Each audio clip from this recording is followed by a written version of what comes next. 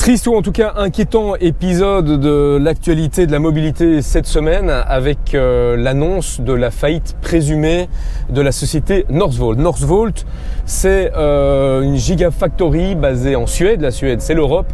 Et l'objectif de cette gigafactory européenne était justement de contrer l'omniprésence, l'omnipotence des Chinois sur le marché des voitures électriques, car une voiture électrique, c'est avant tout et tout d'abord une batterie à construire, à assembler, à produire.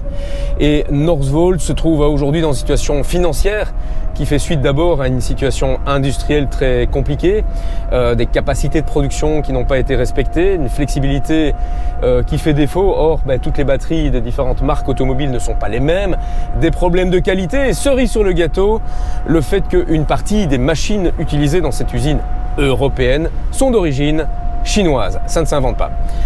En attendant, les commandes ne suivent pas et les investisseurs, qui sont également les clients, parmi lesquels des constructeurs automobiles, ne sont pas disposés ou même pas capables à réinjecter dans Northvolt, par exemple Volkswagen, qui se trouve actuellement dans une situation financière également compliquée. Et à cause de quoi? À cause de l'électrification. Donc c'est un petit peu le serpent qui se mord la queue. Moralité, certains en souriront, tous ceux qui sont un peu anti-électriques, de se dire finalement c'est la preuve que l'électrification massive est une hérésie.